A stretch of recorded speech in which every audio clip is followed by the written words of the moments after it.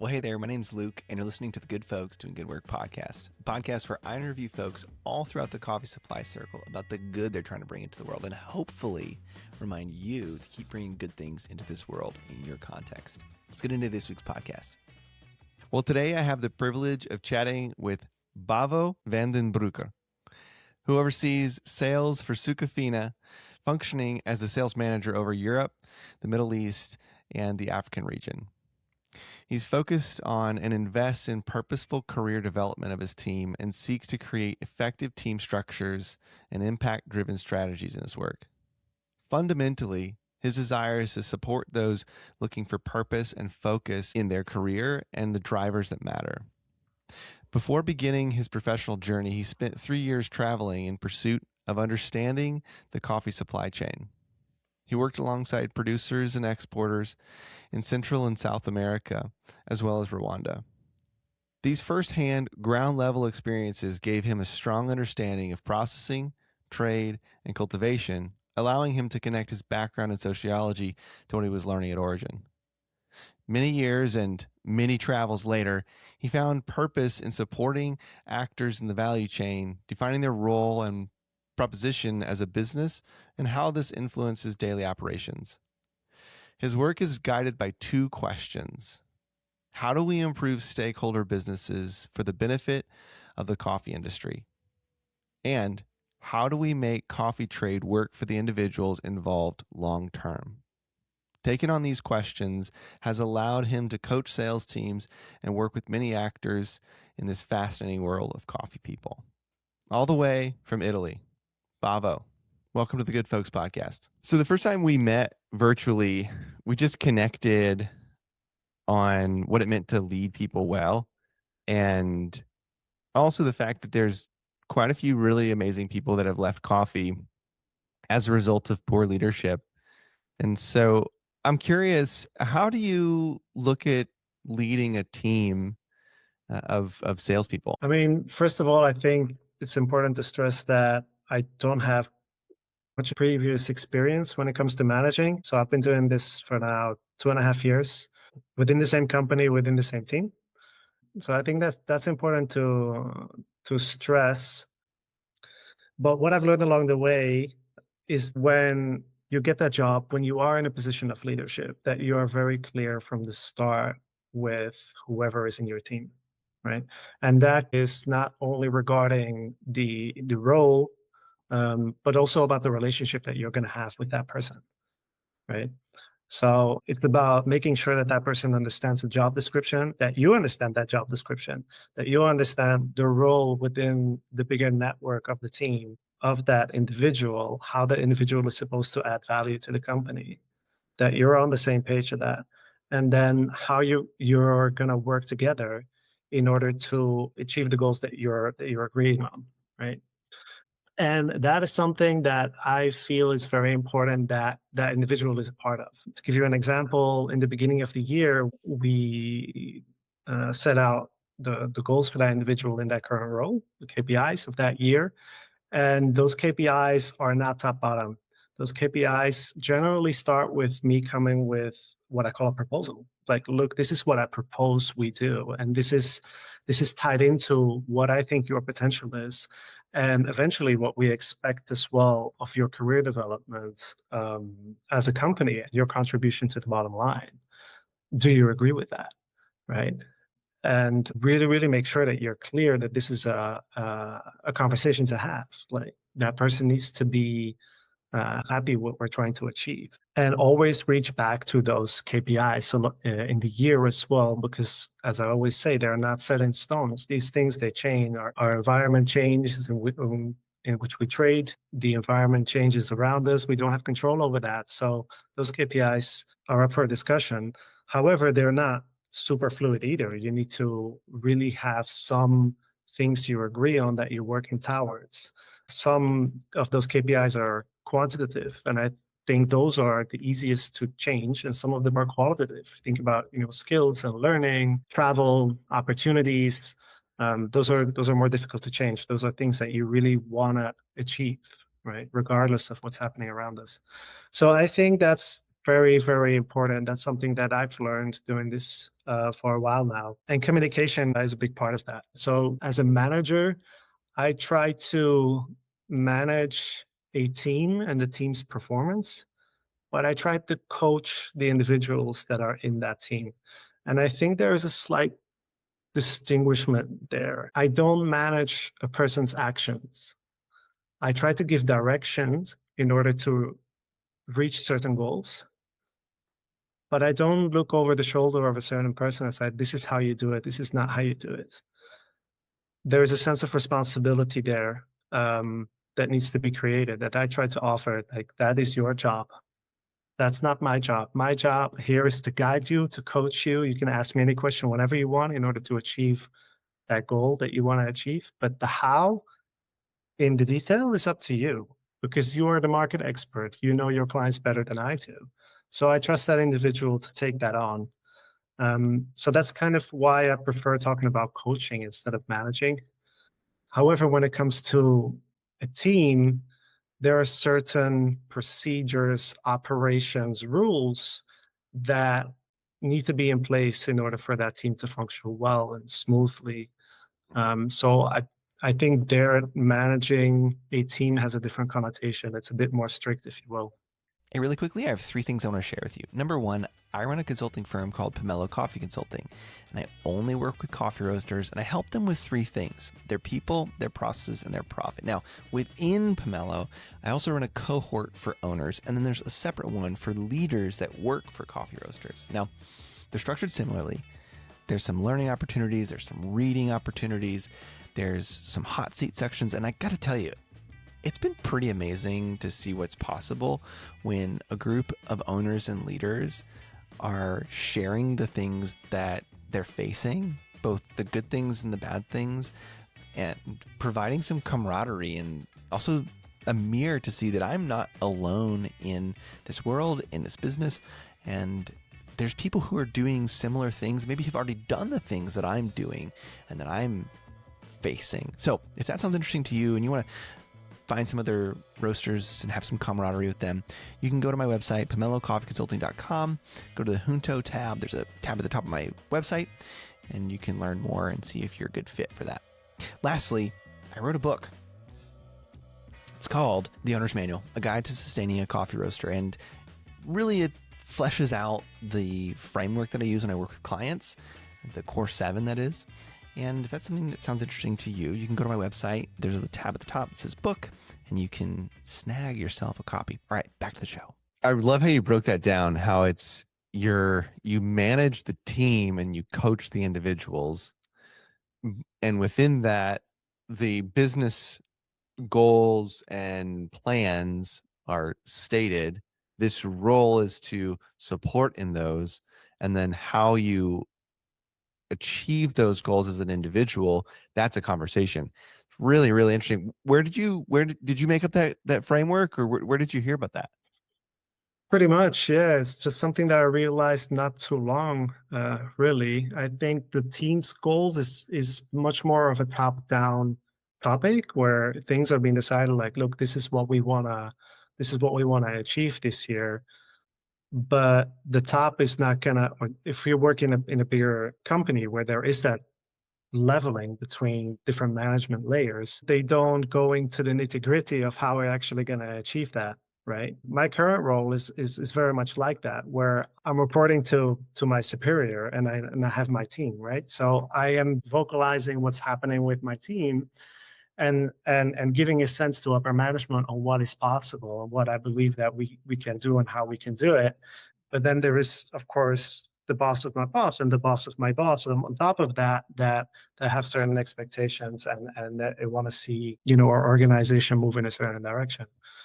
So you need to know your place in that. And I think that's what, made me think about it in such a way, distinguishing coaching versus management.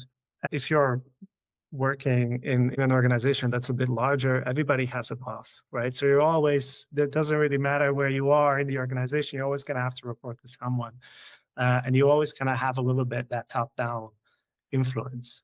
The reason I was just asking is we're taught to manage people, but that's not that's not how individuals work. They need coaching, and they don't need to be looked at as a cog in a wheel. They need to be looked at in some ways as like lubricant for the cogs that the business has, and they are the thing that keeps the thing running versus, oh, you're literally a cog. Yeah, that's well put. It's very plastic. Adding to that, I think, as you were saying as well, to your example, we are the wheels. You know, we are a wheel in some level, shape, or form in the organization. You're actually executing. You're doing things in your job, right? And that has an effect on another job or operations or whatnot. But that wheel is going to get stuck if the wheel is not realizing it's a wheel, Mm-hmm. right? So you do need to really, and that's what I was saying earlier, really need to make sure you're on the same page of what's expected and what is your role and how far that goes. Yeah. At the same time, give meaning to everything that we agree upon doing, Yeah. right? Because we're not hiring assets, or some people refer to people as assets, but we are working together with people that are unique, that they are in their unique context. What meaning a job could have in a certain person's life as well, right? So understanding your position in an organization is one thing, but really understanding what value you add as an individual is another. Mm-hmm.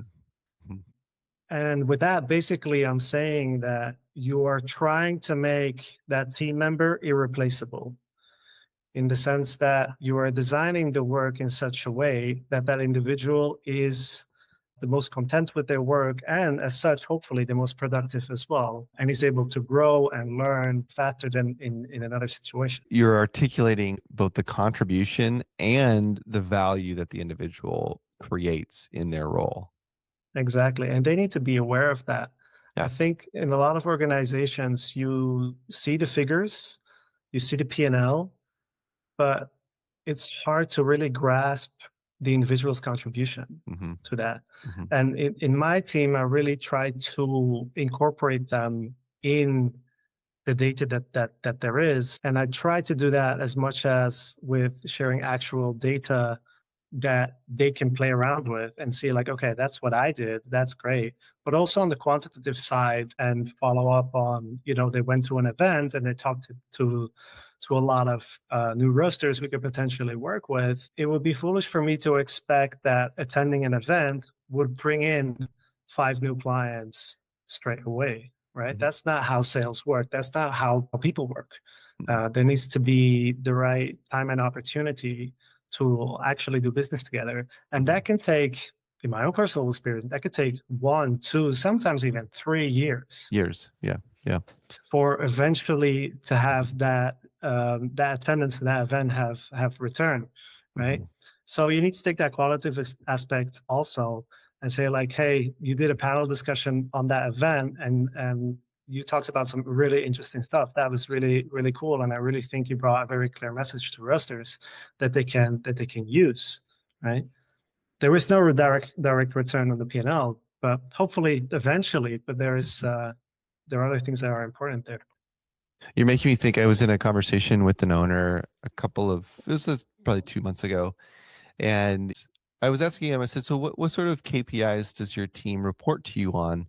And they had a handful of cafes, and probably on the roasting side, probably maybe a dozen employees. On the cafe side, there was probably 60 employees. And so I was just asking him, so what is your management team? What are they reporting to you? What kind of information? Unfortunately, this roaster didn't have their managers reporting really anything to them. And so we were kind of working on that with them. And his response was initially, well, I don't want my people to feel overwhelmed with data entry and with, oh, I got to keep track of all this information. That's a fair point, right? We don't want them to get bogged down. We don't be overwhelmed. With the asterisk of, if your people understand that these KPIs are connected to the business goals, and that is their impact and their individual contribution is connected to these KPIs, which is also connected to the value they create and hopefully the value they see in themselves as an individual contributor. And you have to have all of that stuff aligned in order for it to make sense. Yeah, absolutely. And what's crucial there is that they need to understand how they'll be rewarded for that. If Right. we're measuring that performance, that's an ask, then something needs to be compensated for that. So, and that Yeah. what that is also needs to be very clear. 100%.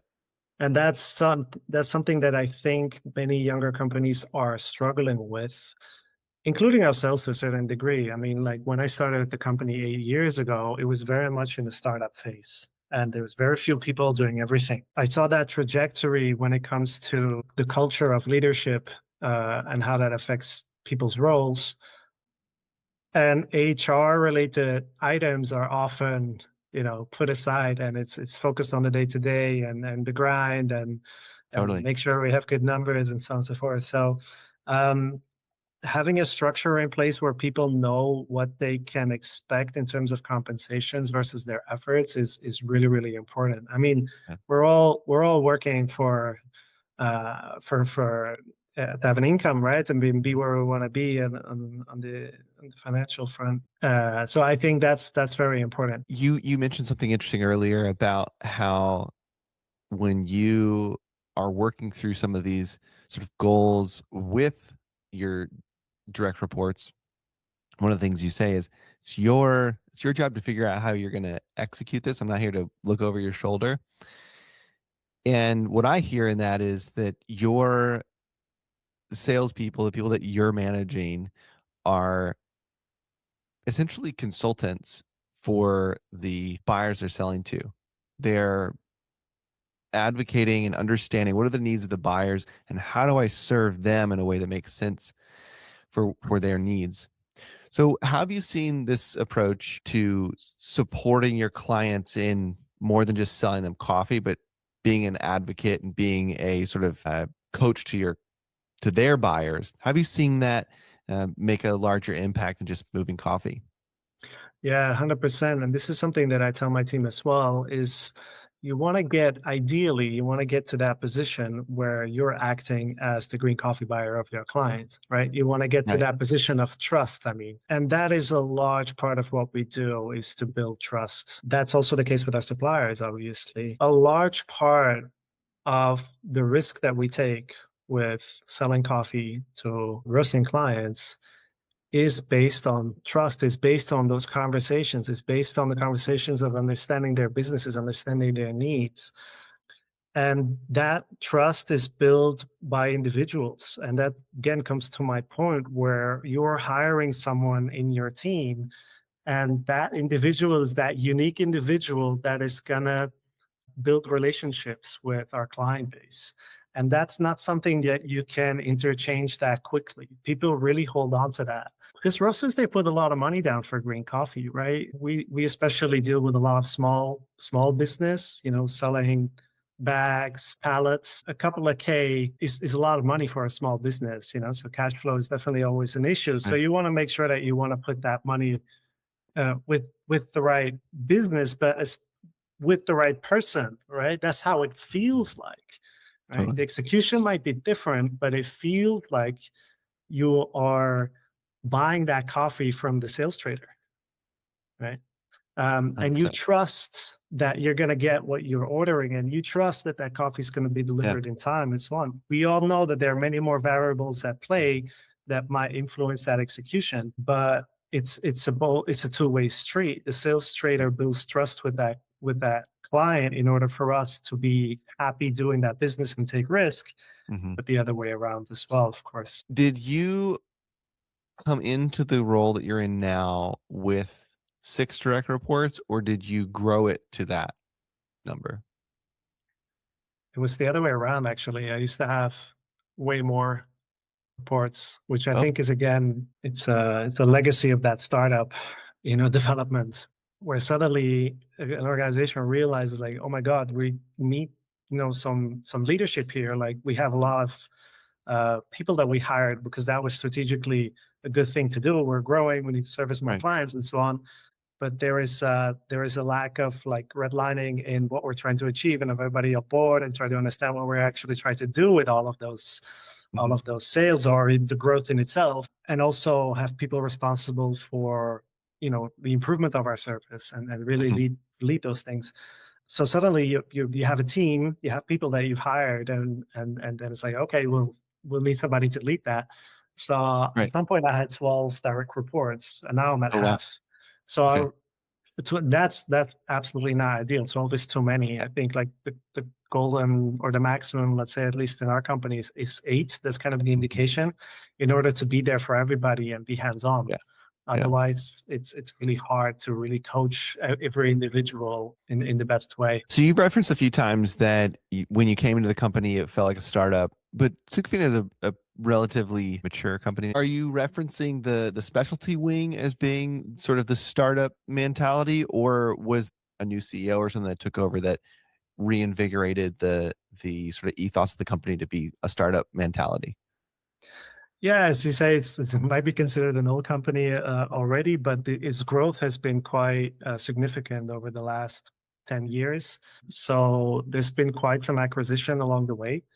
So I was working for a company that was already partially owned by Sukafina, but Mhm. eventually the shares were sold to Sukafina as a whole as a representative office. That's very interesting because I feel like a lot of clients they consider us as this big group, which we are obviously. There are a lot of Mhm. people working for Sukafina, and we have a lot of assets and colleagues that work in origin producing countries as Mhm. well. But eventually, every entity kind of has to do it on its own in a certain way, right? We're dealing with clients in Europe, and we have our own P&L, Mhm. and there are a lot of benefits of being part of a bigger structure, Mhm. definitely. But at the end of the day, you need to strive to survive as well. I mean, that doesn't change that much when it comes Right. to making sure that at the end of the year you're able to pay your overheads and Right. and hopefully have some money on the side to grow. Mhm. So that's kind of where that trajectory came from. Like 8 years ago, this was a very small company and a few Mhm. people, and we're still very much in that growth phase. Luckily, it's going in the right direction. For me, it's been a super interesting trajectory because 8 years ago, that company was totally different than it is today, Mm. and I've been able to see that grow and be a part of it. It's cool to see a company that has been around for a long time still maintain that ethos and not find its way into a slow spiral down the drain.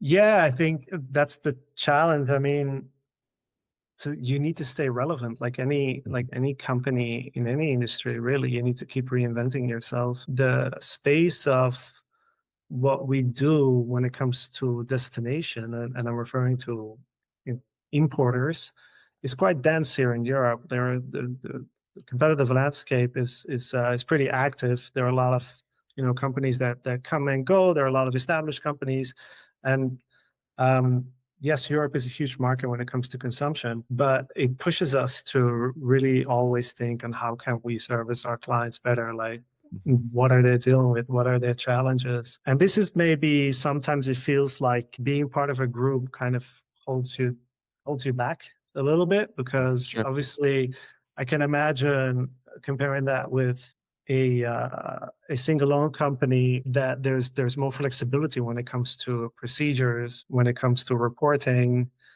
when it comes to also operationality, because we're our team in Europe, but we have colleagues that do logistics Mhm. in Vietnam, that do finance in other parts of the world, that are in Lebanon, folks all over the world, and a lot of layers as well, right? So I think that can sometimes be challenging, but what you get back for that is the efficiency Right. that comes to it with having colleagues on the other Right. side of the world. I can just call up my colleague in Colombia and say, like, have you talked to this producer recently? Do you know if he's offering?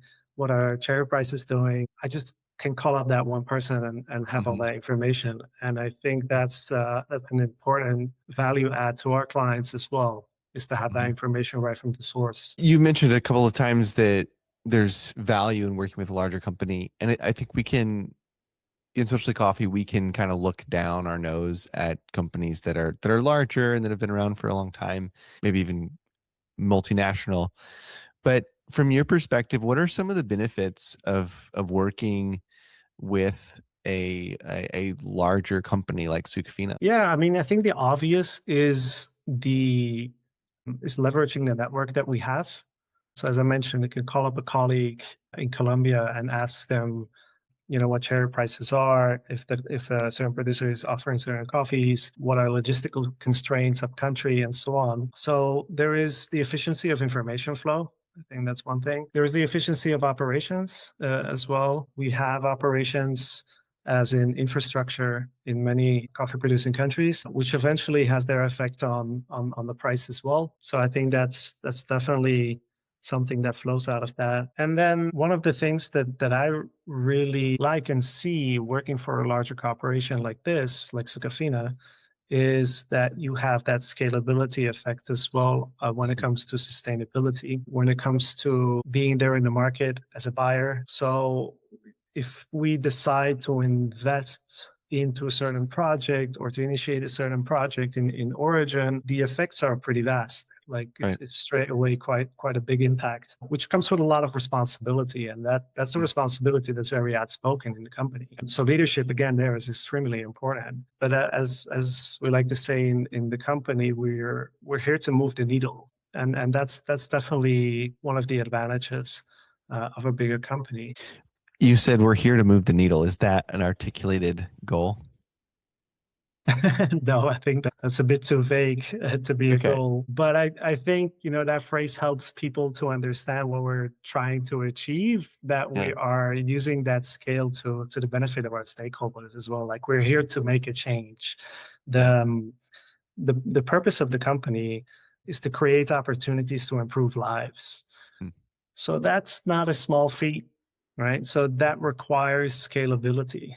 That Mhm. requires working with a lot of different partners. That Mhm. requires being stable and really show up for the people that you work with. Mhm. And that's something that I find very meaningful Mhm. because I see that as well. And I think being in a position of leadership, that's something that you also need to instill in your team as Mhm. well. I'm on the sales side. I'm in Europe, which is far away from where coffee production is happening. But if we do not sell that coffee, we will not buy that coffee. And Mhm. that's something that I tell my team as well.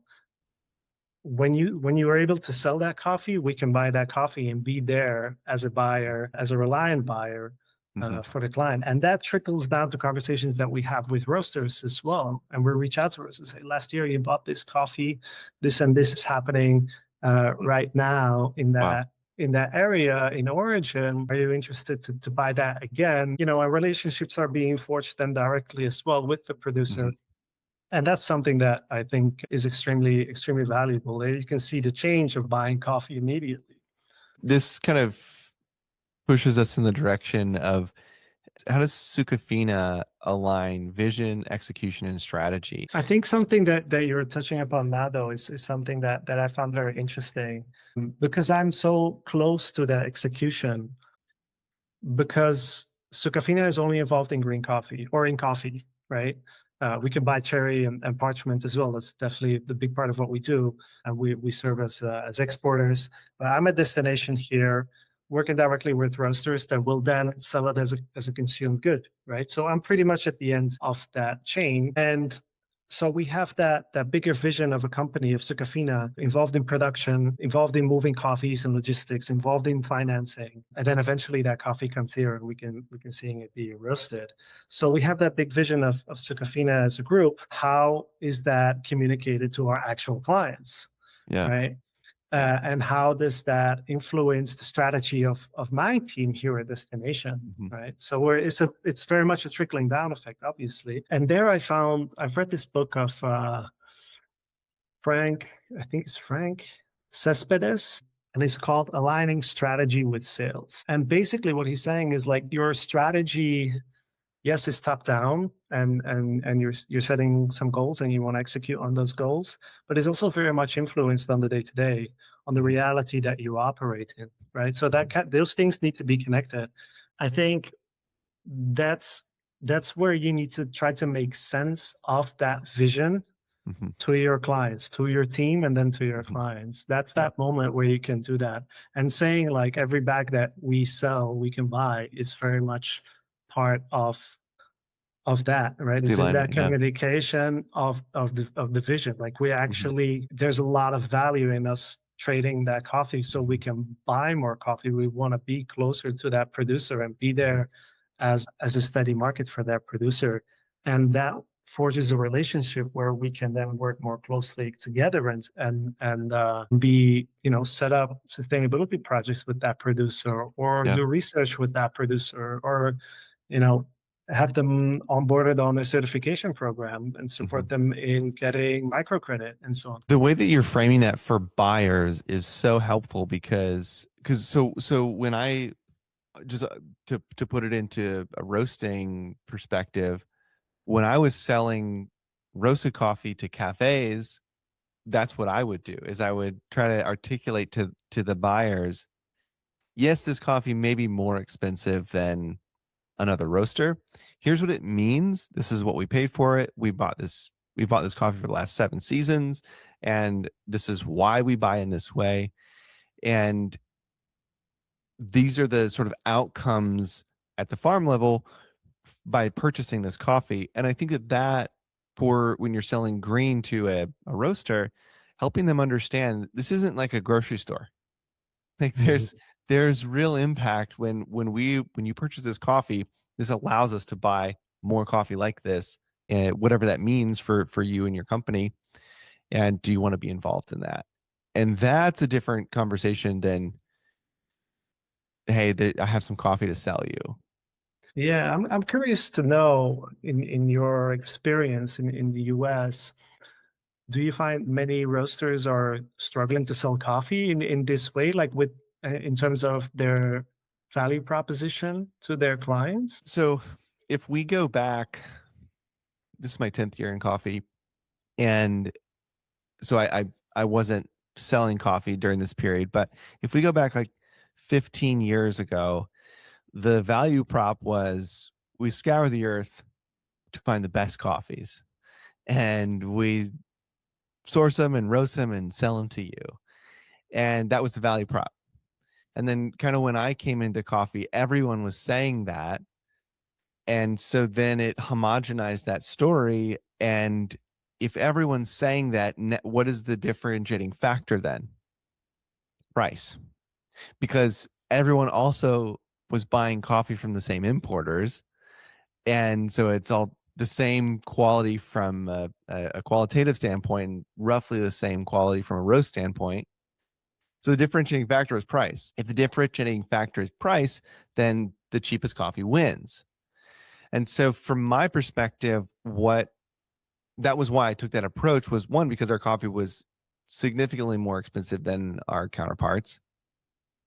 And I think we're in a similar place right now where we're trying to figure out the conversation for the last, let's say, 4 or 5 years has been, well, we don't scour the earth anymore, right? Because that's already been outdone. The thing we're doing now is, well, we pay the producers more, and that's the value prop. But that doesn't necessarily hold up any longer because a lot of folks are using that argument. Because if you can't articulate what's actually happening at a farm level, paying more for coffee doesn't actually mean anything. And the buyers are smart enough to know, well, how do I know that you actually are paying more for this green? And how do I know that that impact is going all the way back to the farm level? And so, in my opinion, that's what's happening right now. I think roasters are struggling to figure out, I have to sell this coffee. Let's just say a blender coffee right now is 5.75, let's say, or $6 a pound. In order for me to make money, I have to sell that pound of coffee wholesale at, let's say, 12.50 minimum a pound USD. But there's other roasters out there who, maybe because of volume or maybe because they buy a little lower quality coffee but have the same messaging, it's sort of driven down that barrier, which now the conversation is strictly just about price. And so yes, roasters in the US that I'm interacting with, it's all about price right now. Right. And in my context. Yeah, I think a similar thing has happened in Europe, to my experience. And what you see in the last couple of years is that that focus of the value proposition, as in like holding a promise or saying what we do, is shifting now to brand management in terms of this is what we offer as an experience. You're selling a sensation when you're selling your coffee, in the sense of this is how we are. Our brand is either very loose and we're the cool guys, or it's very strict and it's all very clean and that's the way we work. That people buy coffee in terms of how they affiliate with the feeling that the Hmm. brand gives them, Hmm. which is not necessarily a bad thing, in my personal opinion. I mean, that's Yeah, just how it things just work is. in other products as well, right? As long as you fulfill on the promise on, quality and price and service that comes with that, right? Right. If you are promising something else, if there is a value proposition there, you do need to fulfill it. It's a tricky conversation. It's interesting. It's interesting that that it's shifting into a brand conversation. I do think that that is also happening here in the US. Yeah, and I mean, this relates also to what are the value proposition to our clients, right? I Mhm. mean, as I mentioned before, there are quite a lot of people offering coffee in Europe, either being it with a position, a stock Mhm. position, or without. That it often comes down to what is the feeling that I get from talking to the Yeah. sales trader, right? And Mhm. because that's the first contact point. Right. And a lot of people do follow their gut feeling, and that's your entry point. That's our entry point. Yeah. It's like, and that's why hiring is so important. That's why leadership again is so important. So that first connection, that first impression, if you will, Mhm. is a good one. Yeah. And then you find out more about the products itself that are being offered, and then the procedures and what else that can be offered, being Mhm. it credit, what's your transport price, how much coffee do you have when, your delivery spreads and so on. We're also selling that, not only coffee in Mhm. itself, but it's so crucial to have that alignment between the brand and your experience. Mhm. Mhm. And I think that's equal for any business really operating in this industry. Has that shift changed what you look for in the people you hire? Yes, it has, for sure. I mean, we always have this, ever since I remember, this approach to hiring, as in hiring for values and we train for skills, right? Which Right. is quite common, but it wasn't at the time. And that definitely remains the case, but it's much more complex than that, obviously. For example, we operate in the Middle East. Yeah. We have a spot position there as well. We have somebody that's located there. He's not from the Middle East, right? So we needed to make sure that that person would fit in the culture, generally Culturally. Yeah. speaking, right? And be Yeah. able to deal with, some different set of expectations depending on where you are. As I was saying, like a lot of our people are remote workers. You do need to take that into consideration, that Mhm. that's a fit. That's always a risk to a certain degree, less so if the person is local, obviously. Mhm. But that is part of the consideration, yes. What are you seeing in the Europe and Middle East and African markets? How are people buying coffee now that is different from how they were buying it, say, like pre-COVID? It's changing a lot. Mm. Like people are really changing their buying habits, or have been changing their buying habits a lot lately. I want to say, and lately is in like the last 3 years. And this goes together with the volatility of the market. Right. And after COVID, the scarcity of green coffee spots available. Mhm. So there was a lot of stocking of coffee during and after COVID. People were buying a lot of coffee and make sure that they had a lot of coffee. To then the market shooting up, and people were like, "I'm not buying coffee anymore, Yeah. and I'll just like buy what I need Yeah. every 2 weeks and withdraw and not have long term contracts." To now, where we see another shift, say like, okay, if the market is about to remain high, I want to make sure that I do have my coffee at the Yeah. price that I perceive to be okay and working for Yeah. me. Then I'm just going to lock in the maximum that I can handle, or that they will allow me Yeah. to buy as well. Uh, so yeah, there's been a bit that up and down. I do think that the COVID situation has helped people understanding much more about the dynamics behind the availability of coffee Right. spots. I mean, then we work with a lot of smaller roasters that do require to have that availability. So that's been very good, and that has pushed our team as well to Mhm. take that into the narrative. And maybe we have this coffee now. If you're counting on this coffee, this is what we foresee the next 6 months when it comes to availability. Sure. And if not, this is what we recommend as a replacement. Mhm. So it has pushed our internal knowledge a lot as well. In addition to that, I think a lot of people have shifted a little bit when it comes to quality and the certain baskets that they were using before and following much more price. And I think of one example is we didn't really trade Ugandan coffee, and now that's like super popular. People are really Interesting. asking for it, and that has to do with the price, but also with them understanding the flexibility in their offerings and what they can put in Mhm. their blends and experimenting with different Yeah. flavors and origins.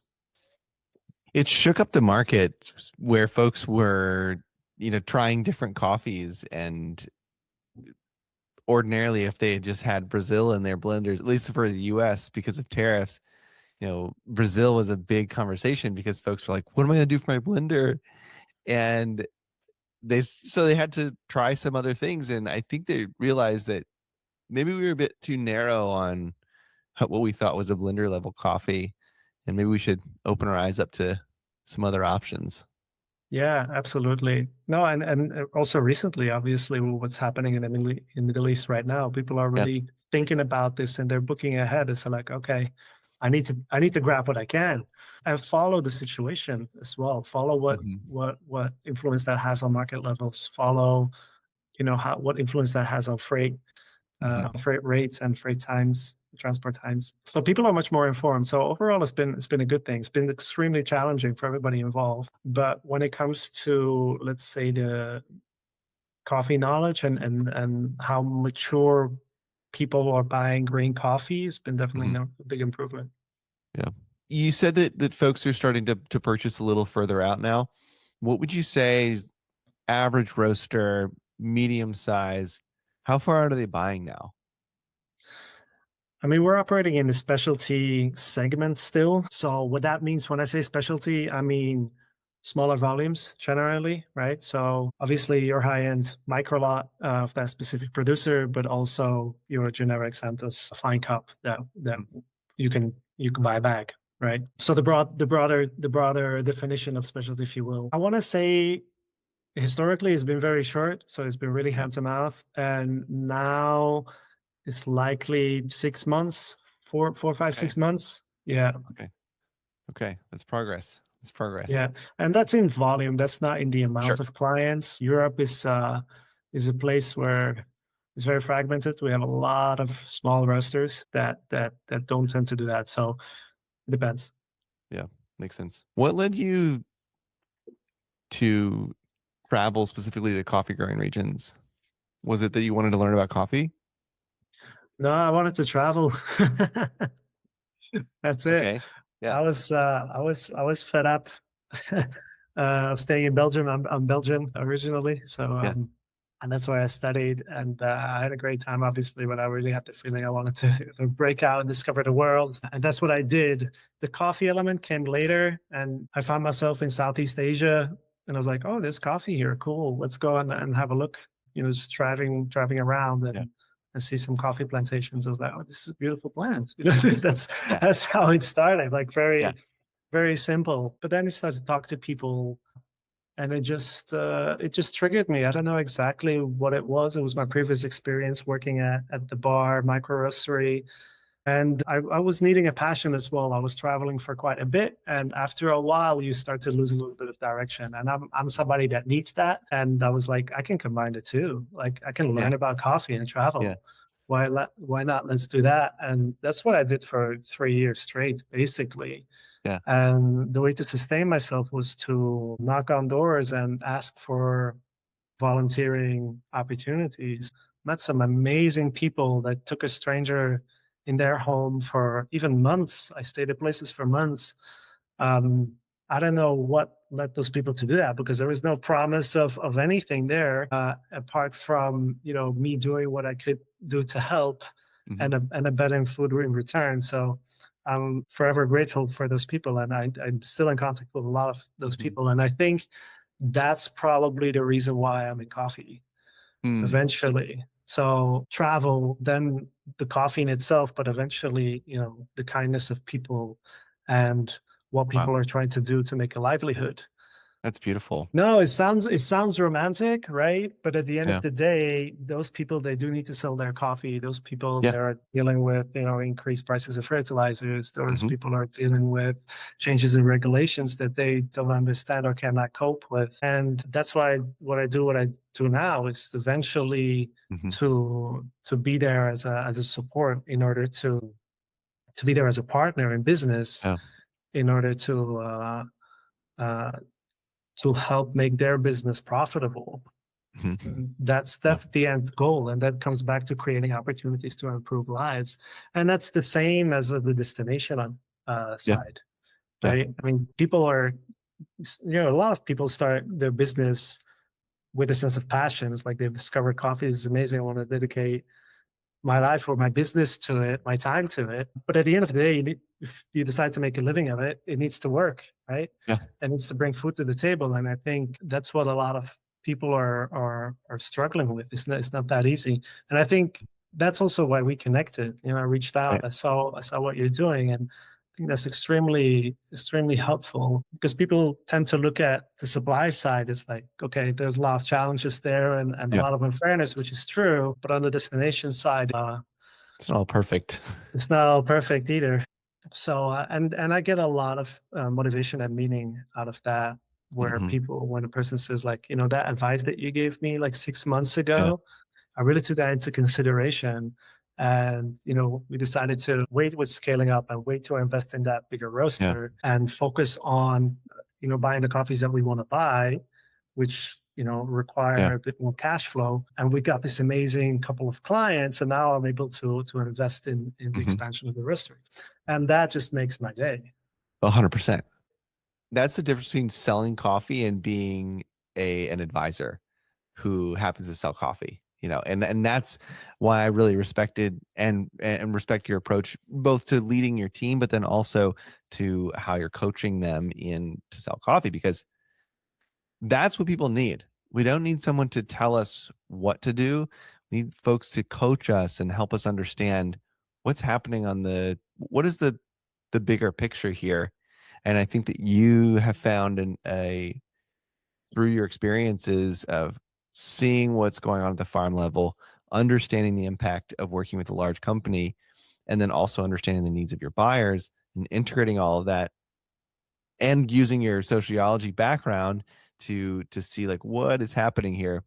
That's where you become an advisor. And I really, really respect that. Yeah, I agree with that. I think we're not so much about hitting the numbers as in we need to sell that much coffee.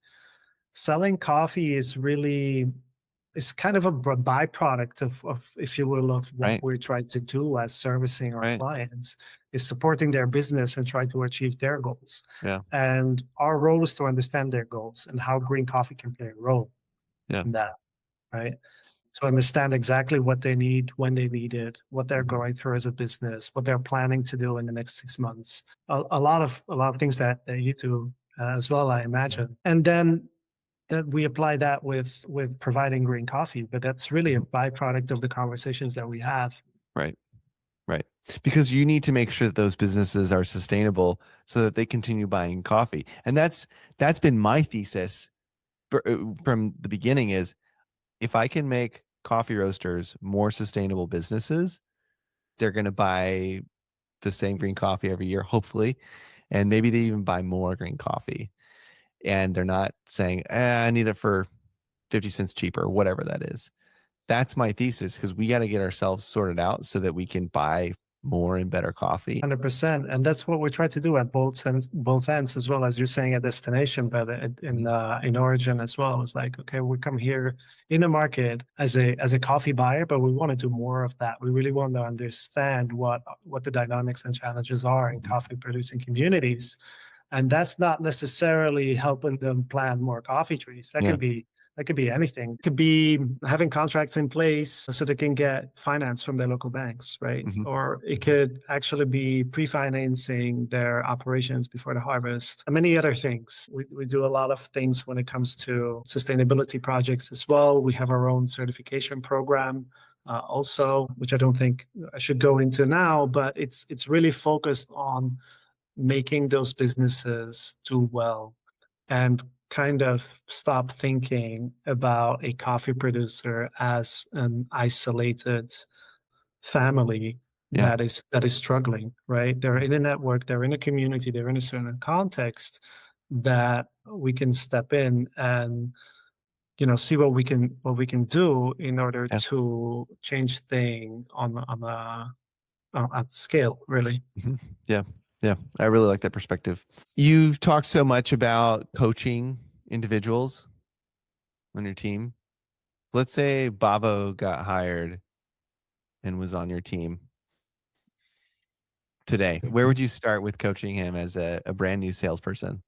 I think I would ask him what he thinks a sales trader does in Hmm. his mind. Hmm. What is your view on a sales trader? As in, what are your expectations? Yeah. Right. And with those expectations, with that view on the role, what do you want to achieve in the short term and in the long term? Hmm. In addition to what motivates you, what makes you tick, Hmm. and what do you think will motivate you in this role, Mm. right? If you know those things, that's a pretty good base to design the role and the KPIs that come with it to the expectation of the person, or adjust expectations and make sure like, that's not what we're here to do. Let's have another look at this. Like let's rethink what the value is that you can add to the company. Yeah. I mean, that's a good questions for anybody. As a trader, what does your daily information diet look like? First, the different news agencies here in Europe, also the Middle East, the market, definitely. We have some internal postings, of course, that follow as well. A couple of people on LinkedIn that I follow that have always good insights on the dynamics when it comes to the coffee market. I think that's pretty much it. That's how I start my day. So I feel like I'm a little bit informed of what happened in other parts of the world. And I refresh news agency websites like 15 times per day. Hmm. I always have done this. I always want to understand the latest on certain topics. Yeah. And I kind of choose my topics as well that I think are relevant to me or interesting to me. And I follow that story. You need to cut a little bit through everything that's out there. The noise. You know, I say. Yeah. Yeah. That's good. We have a closing tradition to share 2 to 3 books that have been particularly formative to us. Curious, are there any books that come to mind that have been formative on your journey? Fortunately, I don't read that many books lately. 2 kids at the house Yeah. have to reset your priorities. Totally. However, The Infinite Game of Simon Sinek is definitely a book that Yep. I'm sure you're familiar with as well, that has put things in perspective for me when it comes to leadership eventually as well, right? When it trickles down to what you do on a day to day and the perspective that you have on the things that you do. I love his podcast as well.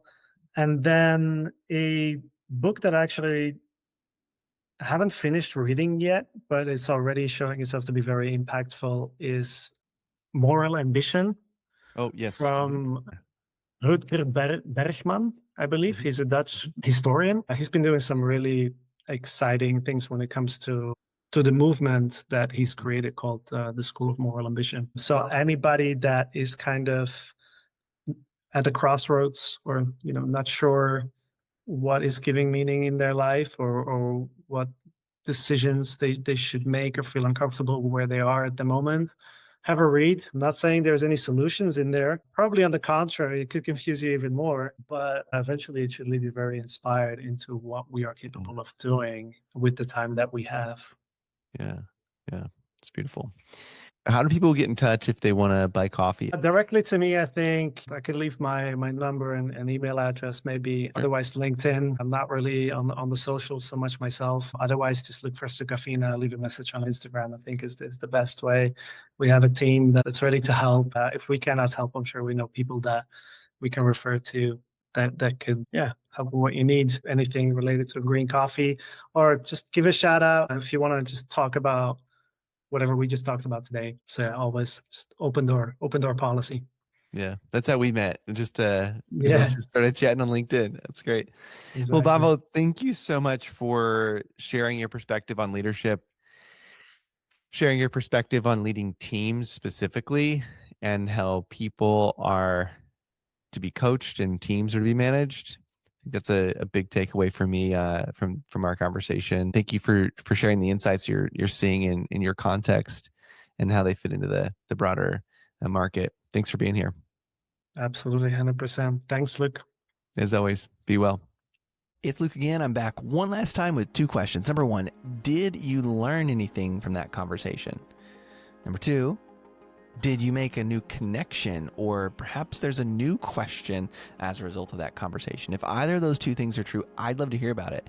Go to my website, pomelocoffeeconsulting.com, hit the contact tab. There's a form down there. I'd love to hear what connections you made, what questions were answered, or what new questions you might have. Let's chat about it. As always, be well.